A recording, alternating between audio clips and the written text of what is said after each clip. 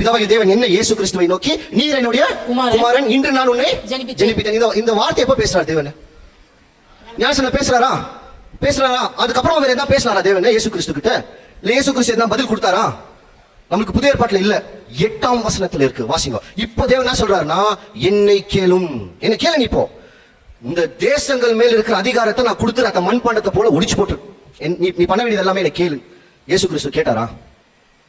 கேட்கல. ஏன்னா இயேசு கிறிஸ்துவோட அழைப்பை சரியா புரிஞ்சுக்கிறார். நல்லா கொஞ்சம் கவனிங்க.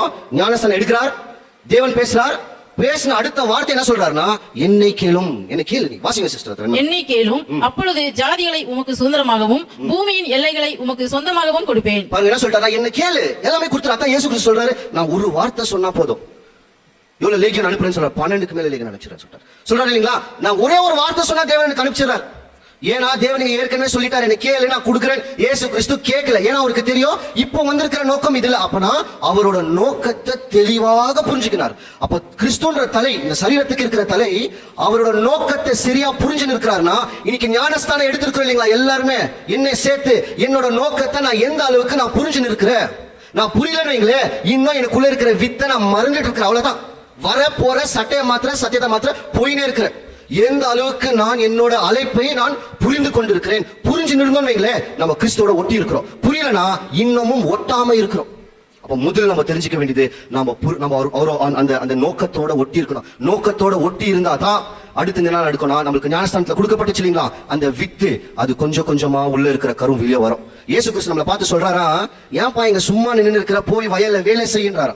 வாசிக்கலாம். மத்தேயு 20ஆம் அதிகாரம் 4ஆம் வசனம். மத்தேயு 20ஆம் அதிகாரம் 4ஆம் வசனம். நீங்களும் திராட்சை தோட்டத்துக்கு போங்கள், நியாயமானபடி உங்களுக்கு கூலி கொடுப்பேன் என்றார். திராட்சை தோட்டத்துக்குள்ளோ, அதுக்கப்புறமா வந்து கூலியை பத்தி பேசணும். திராட்சை தோட்டத்துக்குள்ள போவே இல்ல.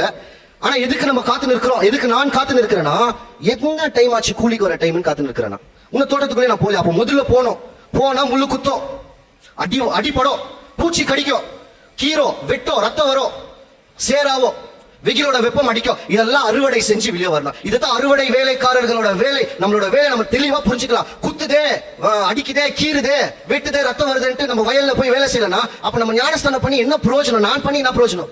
நான் நான் சொல்லினே இருந்தேன், ஐயோ போனா குத்துது, அடிக்குது, அங்க முள்ளு குத்துது, நான் சொல்லினே இருந்தேன். அப்ப நான் இயேசு கிறிஸ்துவும் தேவனுக்கிட்ட நான் ஞானஸ்தானம் பண்ணி நான் பிரயோஜனமே இல்லை.